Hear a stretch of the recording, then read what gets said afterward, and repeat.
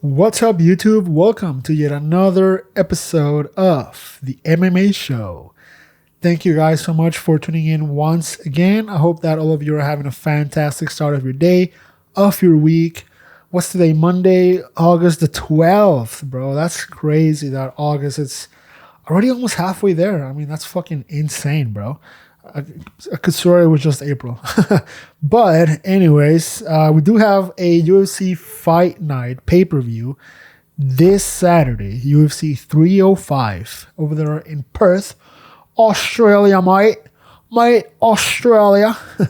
Excuse my shitty accent. Yeah, Dricus du Plessis defending his title for the very first time against the return of the savage, of the middleweight goat, Israel, the last style bender, Adesanya. No, I am not glazing. I promise. Hey, I promise. I'm not glazing. I promise I am not glazing. I am simply just a big fan. No, I love a comeback story, okay? And I think this is what we're seeing right now. It's a comeback story. Hopefully, the story ends up for the better. You hope you see Izzy get the dub, especially after losing against Strickland, against Pereira, getting knocked out.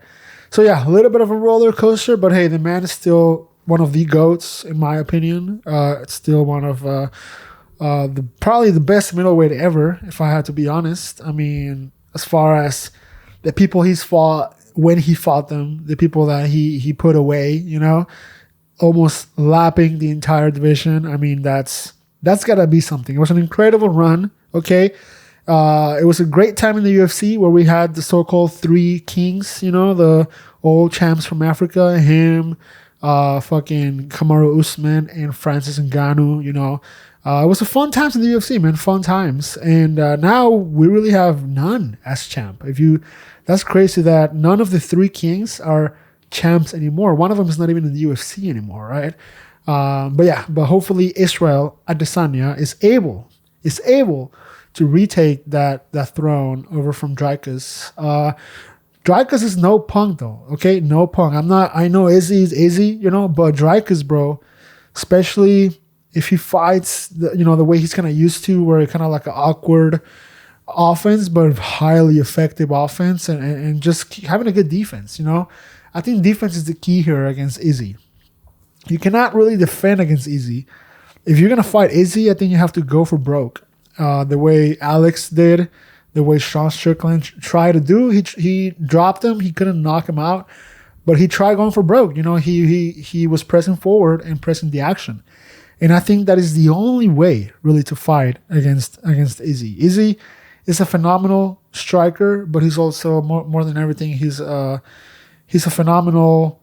It's similar to Anderson. It's not the same thing. It's very different, but it's similar. Where he waits for you to attack him so he can attack you. So he uses a lot of the counter attack, right, to catch you when defenses are low. When you just threw something and you might not pull out at the right moment, he will catch you with something, right? And not necessarily knock you out. Izzy has never been a knockout artist, even though he has some great knockouts in his career. He knocked out Alex Pereira. He knocked out fucking Whitaker. He dropped out Paulo Costa. I mean, the guy is a fucking sniper. That's the way to put him. He's a fucking sniper. Definitely improved his ground game, I would say, after his fight with Jan Blachowicz. That one was one that he really, really had to improve his ground game, because Jan, it was at a higher weight class, so it was okay, but Jan was able to take him down and just kind of hold him there. And I think essentially that's what cost Izzy the fight, is not being able to really get away from Jan from underneath, right? So he would try up at light heavyweight. It didn't work, because of the wrestling. So a lot of people say, okay, that's how you beat Izzy. The same way. You gotta realize, up until that point, he was undefeated in the UFC. His only loss ever was at light heavyweight, right? I think I said lightweight earlier. If I did, I'm sorry. But his previous only loss was at lightweight. So at middleweight, he was still undefeated. So a lot of people say, oh, well, look at how Jan beat him. You just got to wrestle him. That's all you got to do. At middleweight, that doesn't work, though, because Izzy is a big guy at middleweight. He's tall, he's lengthy, he's hard to take down.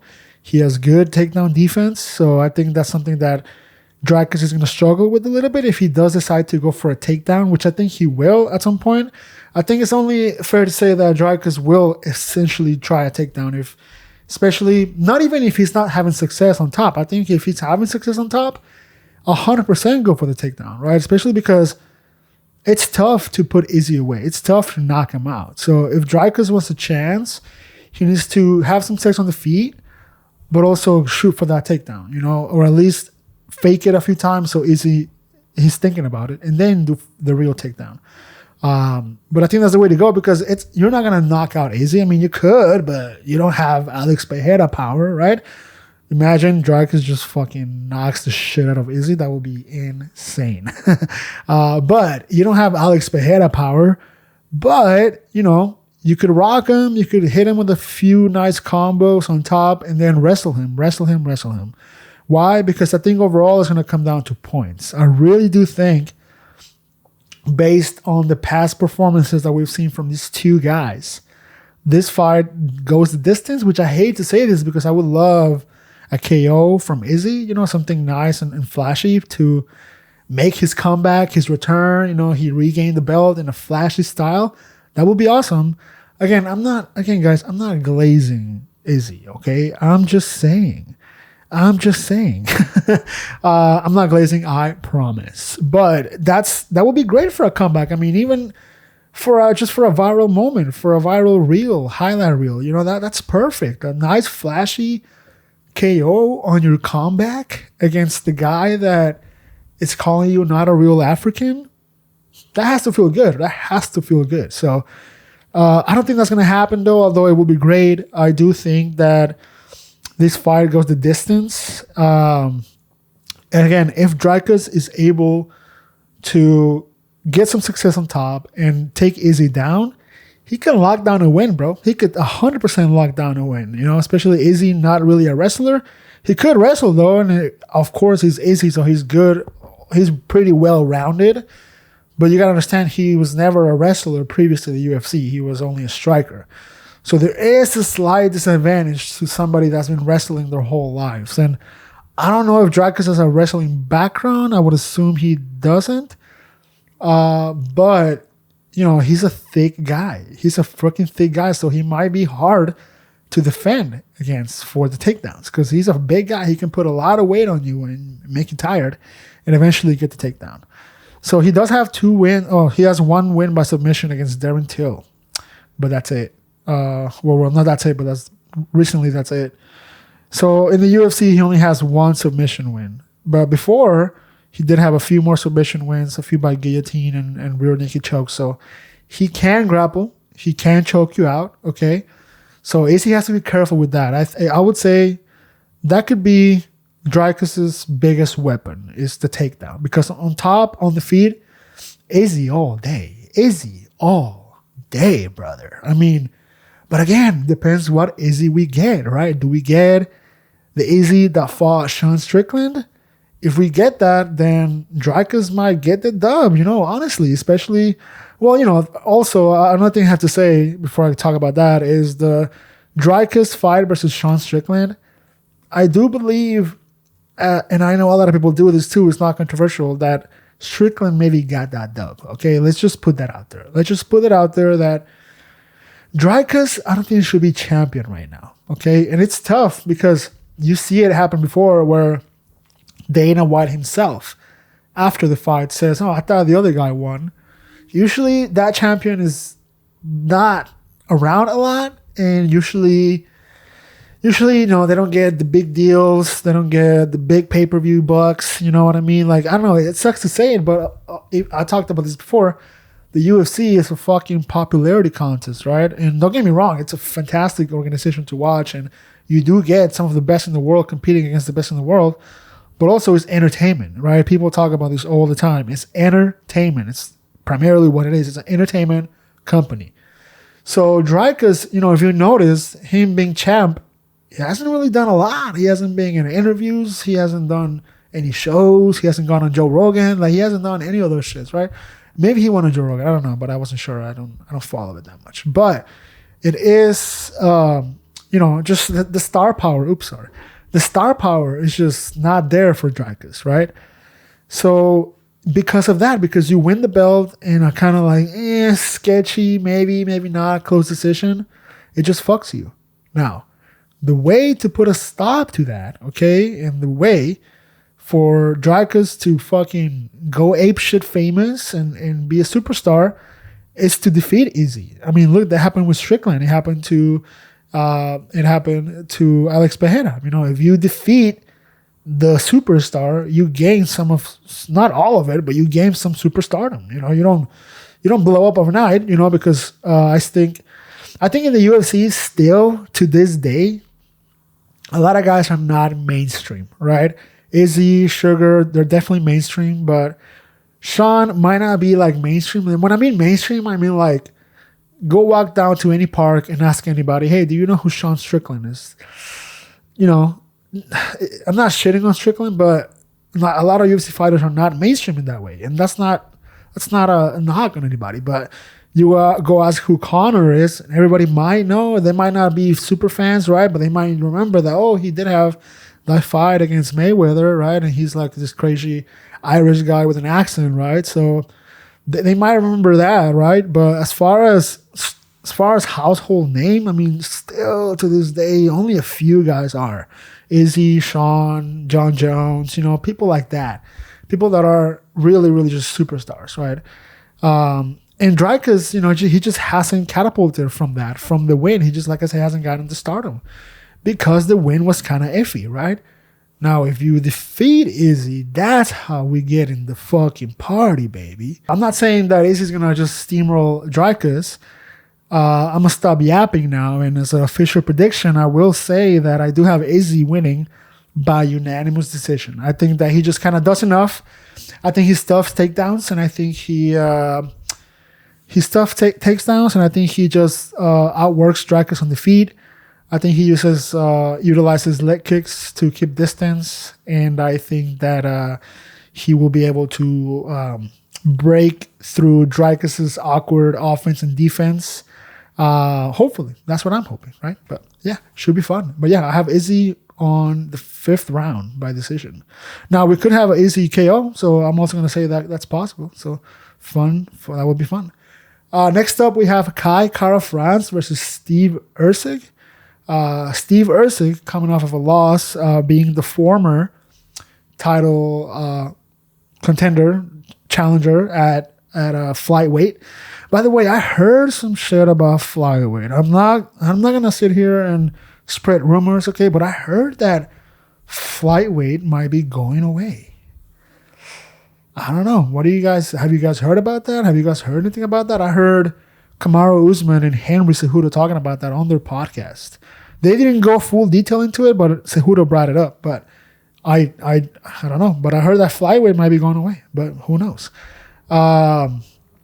Anyways, which is why also there was a rumor right after Abu Dhabi, right? That guy, I forget his name, but he got let go from the company. A lot of people were saying it's because of that, because he was a flyweight, and there's no need for flyweight fighters anymore, I guess. I don't know. But we have Kai Kara-France versus Steve Erceg. Steve Erceg, like I said, he came on off a loss against Pantoja. I think it was in Brazil. Yeah, that fight was in Brazil. So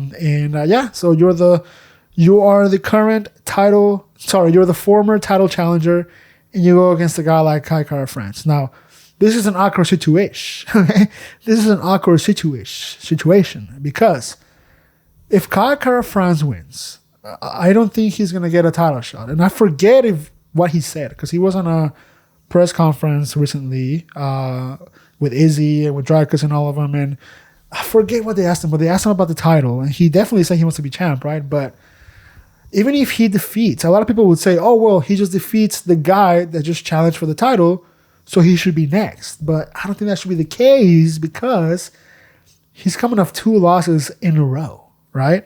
Which are unfortunate. One of them was against Brandon Moreno, who I thought Kai Kara France was winning that fight, but Brandon landed a phenomenal body kick right to the fucking liver and shut down Kai Kara France. So that was beautiful, but I think Kai Kara France was winning that fight. And then he's coming off a decision win. He's coming off a decision loss also against Amir Albazi, some dude from Iraq.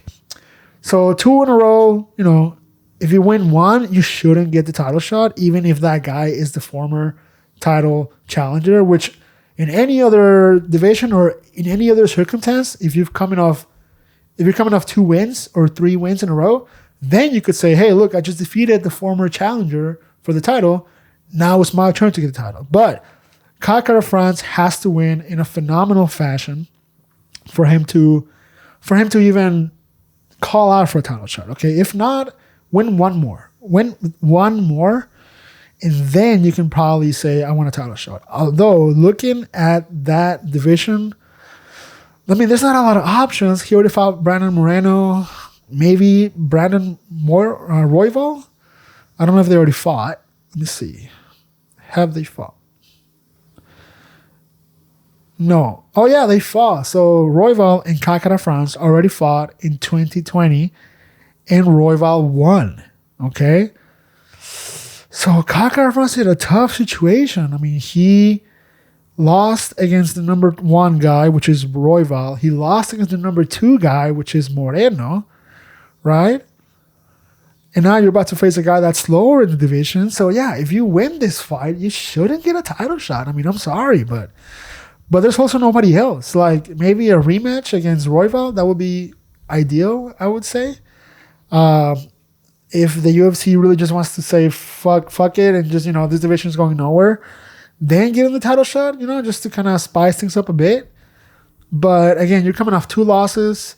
You lost against the top 3 of the division, so you really shouldn't get a title shot. That's my opinion, though, right? That's my opinion, and that's what I think. Now, looking at Ikra's record, bro. Sorry, Ikra. Looking at Urseg's record, Steve Urseg.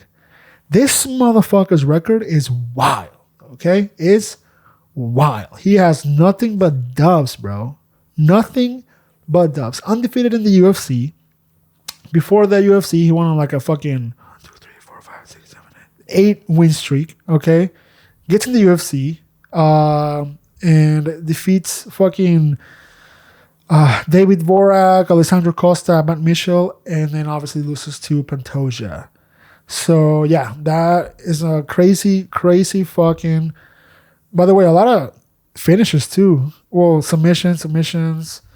This guy has a lot of submissions. No KO. Oh, he has 1 KO against Matt Schnell. But other than that, he's got full submissions and decisions. So this guy is pretty dangerous. So, you know, on paper, I don't know, Steve should have the ban. I don't know. This is a tough one to call. But yeah, I believe this should be a very good fight. Fight of the night. Could be, you know, if we see some fireworks from this dude. Usually the lower divisions are good for like back and forth, you know, exchanges and things like that. So should be a good fight. I do give it to Kai Kara France though. I mean, I think he's just a little bit more well-rounded, a little bit more experienced. He's being up there a little more with some bigger guys. Yeah, he's coming off 2 losses, and that's also why I'm getting him the win, because I don't think he's gonna let himself go 0-3. I don't think that is going to happen. So I think Kai Kara France pulls himself up, he rises to the occasion, and is able to get a dub. And like I said, if he gets a fashionable dub, okay, bro, go ahead and call your shot. Maybe you get a title shot. Who knows? Next up, we have Gamrot versus Dan Hooker. Another potential for fight of the night or performance of the night. Both of these guys are phenomenal fighters. On paper, again, just strictly on paper, looking at some of these guys' fights, Dan Hooker is a very exciting fighter. He's a little bit more well-known, a little bit more experienced. He's been there the longest. You know, he's got a longer career than Gamrot. But Gamrot, his fucking record is pretty tasty. It's pretty fucking tasty, okay? If you go and look at it, he is coming off a win against RDA, okay? Just listen to this. Listen to this. Just last 3 fights, okay? Wins against RDA for decision earlier this year in March. Wins against Fiziev by TKO late last year. And then wins against Jalen Turner last year as well. I mean, just those last 3, it's phenomenal, right? And then had a loss against Dariush, which it's okay. Dariush is a fucking savage. It's another guy that has been at the top for a while and a fucking veteran and a fucking dog. So he is good at that. And then before that, he won against Armin Sarukian. Okay, a guy that just defeated my personal favorite fighter, Charles motherfucking DuBronx Oliveira. Okay, so put some motherfucking respect on Gamrot. Okay, this motherfucker is not playing around. You go back, he has some great fucking opponents, Jeremy Stevens, Diego Ferreira, Holtzman. I mean, this guy is being on a little bit of a tear. Okay, he has that one loss against Dariush, and then he got KO'd against Guram Kutatelzdi. Oh no, he didn't get KO'd. Sorry, he lost by a split decision. So he has 2 losses in the UFC. But other than that, he has wins against some phenomenal fighters that are seasoned, fighters that have at the top still. So I mean, Dan Hooker might be a little in trouble, bro. A little bit in trouble. And when I say it on paper, it's because if we go back to Dan Hooker's record as well, he also defeated Jalen Turner, which is great. But then he unfortunately has a few losses. By the way, I'm so happy that Hooker won his last 2 because he was looking rough there for a sec. I mean, he lost 4 out of 5 fights. You know, he lost to DP, he lost to Michael Chandler, and then he loses to Makhachev and to Arnold Allen. So that is unfortunate. Before that, he 3 in a row and then lost, and then 4 in a row and then lost. So, you know, also a phenomenal career. I'm not gonna dog on his record. He also has a phenomenal record, and he's been also up there with some of the fucking best. So the experience goes to Dan Hooker. But if we just go based out of his last couple of 3-4 fights, Gamrot looks pretty fucking tasty, okay? It looks pretty fucking tasty. So I'm excited for this fight. That's all I can say. I'm excited for this fight. If I had to make a bet and if I have to make a prediction, which I will, I do have Gamrot winning. I hate to say this, but by KO or by finish, let's say round 3. Round 3 finish, which is crazy. Dan Hooker, though, he gets tired, but it's weird. He's like, he doesn't get tired, but he has the cardio, but he's just like, he outputs so much that he gets fatigued, but he doesn't stop though. The fact that, okay, let me put it this way. He gets tired, but that doesn't stop him. Okay, he just keeps going. So it's fucking wild. But if I had to bet, I will have Gamrot get the dub. Yeah, just to spice things up a bit as well. You know, just have that division give some new blood in the top 3. I know right now he's ranked like number 5, I think. If I had to, let me see. He is ranked currently, yes, number 5, and he's going against Dan Hooker, which is ranked lower, right? Where the fuck is Hooker? Yeah, he's ranked 11. Okay, so this is really more a fight for Hooker to get back in the top 5. But if Gamrot wins, he might, you know, jump to the top 3. He might pass, honestly, Justin Gaethje, right? Yeah, Justin Gaethje is number 3. He might pass Justin Gaethje, who's coming off of a loss. So that should be exciting to get some new fresh blood in there for Makhachev, for him to just eat.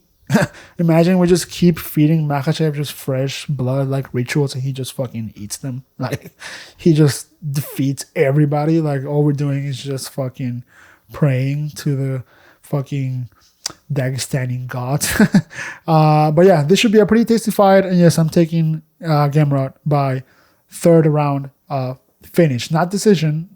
I think it's gonna stop him in the 3rd round. It is a 3-round fight, but I think we get a last round finish. I think that's what I'm banking on. So yeah, let's do it. Next up, we have a big boy fight over here in the heavyweight division. We have Tai Tuivasa versus Jairzinho Rosenstruck, okay? Ty the Shoey.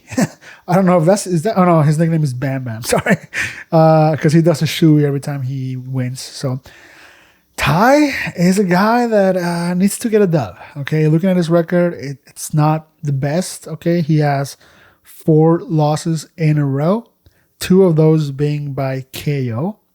He did have a fantastic fight against Zero Gone, which it was a phenomenal fight, which they both of them had each other rocked at one point, which was, you love to see those. Whenever a fighter rocks another fighter and then he survives but then rocks him back, come on, those are some of the best fights we can see. So yeah, he got KO'd by Zero Gone and then gets KO'd by Sergey Pavlovich and then gets KO'd by Alexander Volkanovski.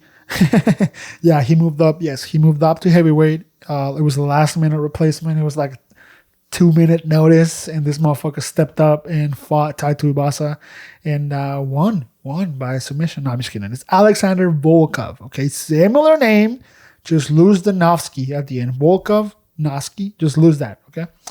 And then we also have a loss against Tiberia.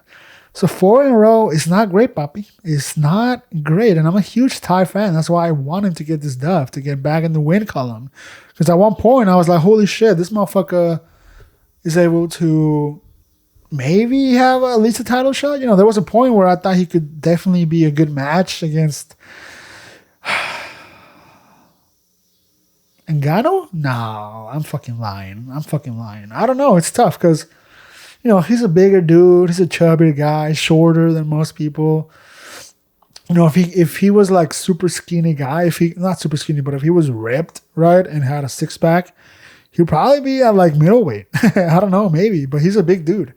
But usually I think now the heavyweight division is evolving to the fact where this chubbier guys are kind of letting get behind. Now with Tom Aspinall, with John Jones, with fucking Cyril Gane. I mean, these guys move light heavyweights, like middleweights, right? Fucking Volkov is a skinny, lengthy guy.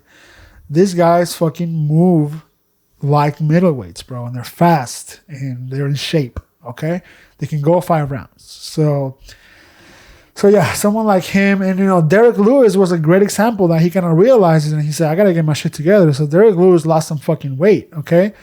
And oh my god, he didn't have like a crazy flying knee or some shit, or he threw like a crazy kick in his last fight. I forget what it was. I'll go back and look it up. But he realized that he's losing weight. My man has a little bit of a 4-pack now. Okay, then eventually the 8-pack is gonna come. Okay, fucking shredded. Ty needs to get on that. Ty needs to desperately improve his cardio. Well, I don't want to say his cardio is bad, but he throws so much caution to the wind that he gets fatigued. That's another thing. His fighting style is he has very little technique, really. Very little technique, just going for the head, just going head hunting, as they call it, just going for the kill. And it worked out to some point, but one philosophy that I have, okay, is that, or not a philosophy, but like an idea that I have, is that fighters have made entire careers off of 50-50s, okay? Especially at heavyweight, especially a guy like Tai Tuivasa. I mean, just look at this. He goes 1, 2, 3, 4, 5 KOs in a row, okay? In a row. In the first or second round, all of them. And they're all 50-50s. Why? Because in all of them, he doesn't care about defense. He doesn't care about, head movement. He doesn't care about any of that. He just goes forward, tries to get the kill, and he gets it. But you put yourself, again, in a 50-50 situation, right? Where you could crack this guy, or if this guy has a good understanding of head movement and fighting backwards and footwork, y'all get knocked out. You get knocked out, okay? You get knocked out, which look, casualty. This is what happened with who? Cyril Gane. Look at Cyril Gane's movement. Look at his footwork. He is a very, very light on the feet fighter, where he's kind of jumping up and down and he's You know what I mean? He's good at distance. So again, but look, someone like Derek Lewis, who's also famous for just throwing caution to the wind, gets knocked out by Tai Tuivasa. So yeah, what I'm saying is you can only do that for so long. Okay, you can only do 50-50s for so long. However, we have seen fighters build entire careers on 50-50s, and it works out. And if it works out, it's obviously it's more enjoyable because it's also like, this guy's a savage, this guy's a knockout artist, you know, he just goes for the kill. So there is something there that you could do that. But again, you open yourself up to getting knocked the fuck out and losing 4 in a row. 2 by submission. Oh my God, he got submitted in his last 2 fights. So homie needs to improve his striking, offense, like the technique. You know, he has power, he has knockout power, he has he has elbows, not knees, he has elbows. But he's just no technique, bro. He needs to just maybe do a little bit more of a boxing training and, you know, just kind of do some of the Mike Tyson, step back, you know, jab, step back, 1-2, step back, you know, find your distance, find your rhythm. But he doesn't have that. He just kind of just goes for broke and, you know, and like I said, it works out occasionally, but it doesn't work out other, right? So that's the biggest thing that he has going against him, right? Now, Rosenstruck is a guy that has phenomenal, you know, striking. So I would say he's a little bit more well-rounded. And I would say he has, on paper, this episode is called On Paper. I would say he has a bigger chance to win. Also, he does have a few, you know, these guys are very similar. They're coming off a few losses, right? He's coming off a win, a TKO win, which is great. But before that, he got submitted by Almeida. He got KO'd by Volkov. He lost against Curtis Blades, who just got defeated by Tom Aspinall. And he also lost against Cyril Gane. And he also got brutally KO'd by Francis Ngannou. Terrible, terrible KO.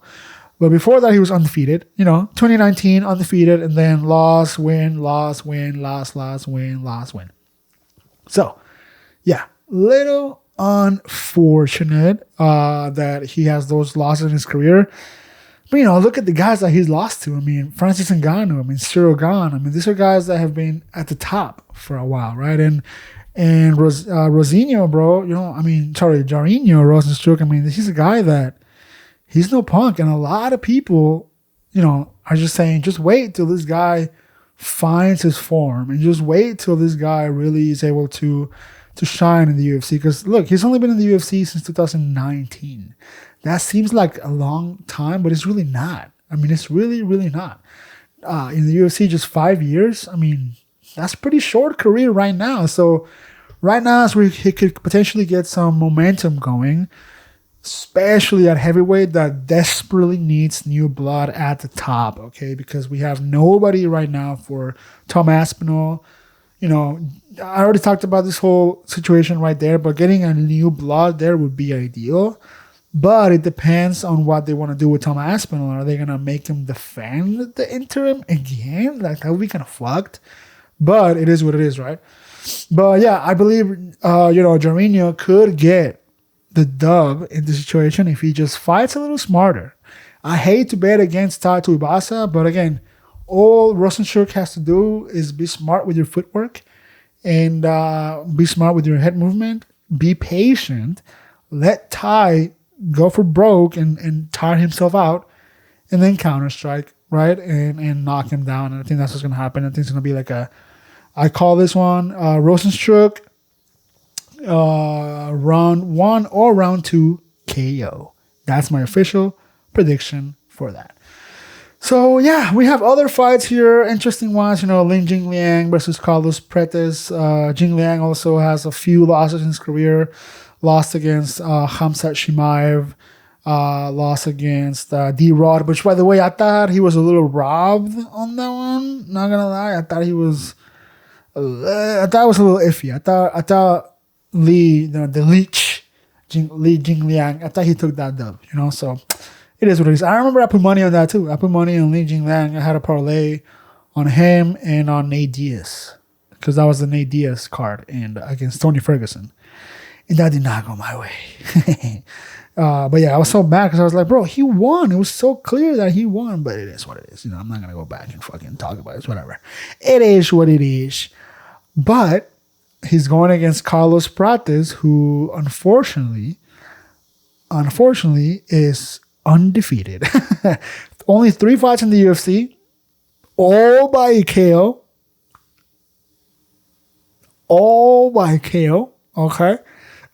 Bro, this guy has 1, 2, 3, 4, 5, 6, 7, 8 wins in a row by KO. And before that, he had 1, 2, 3. He won one by decision, and then he lost one by decision. But then 3 more wins in a row by KO. I mean, this guy is a fucking savage. So the leech better be ready. Okay, I'm gonna put some. Okay, this is where money can be made. Okay, oh fuck, he's a favorite. Okay, fuck, sorry. I thought that because the leech is in the UFC, he's been there for longer, so he might be the slight favorite. So that could, you could put some money on a guy like this that's coming on in the UFC. Only 3 fights. Most people don't know who he is, but he's a young savage that most people don't know. That's when you want to put money. That's when you want to put money. When the guy, you look at his record prior to the UFC. If it looks fantastic and he's new to the UFC and he's a fucking underdog, put money on him, right? But right now he's not the underdog. Another lesson I learned is that if you see a guy that's underdog, that's Daggy, and he's an underdog and he's undefeated, you put money on him no matter what. Okay?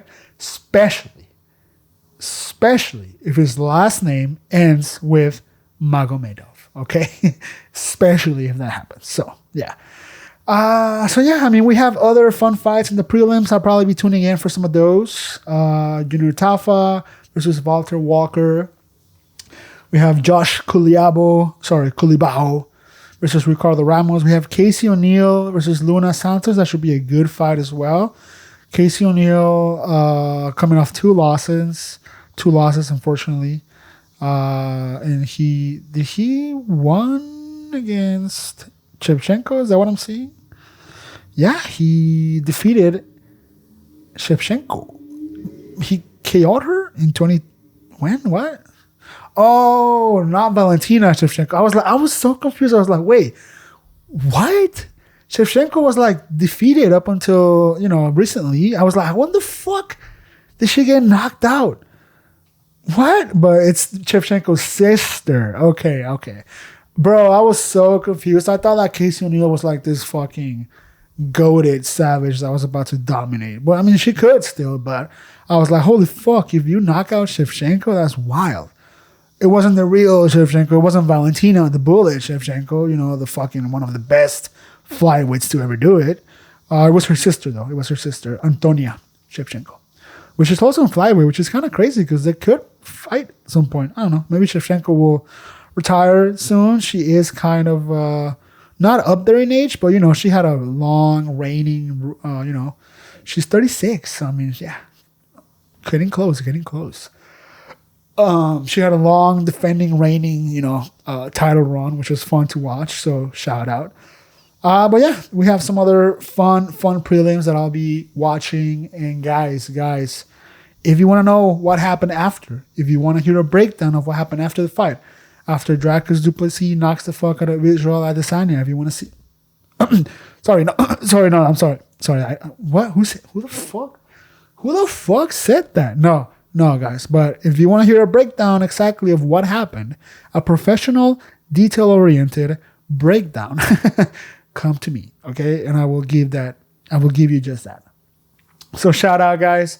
Thank you for watching. Stay tuned. Don't forget, hit the like, hit the subscribe, and leave me a comment. And peace.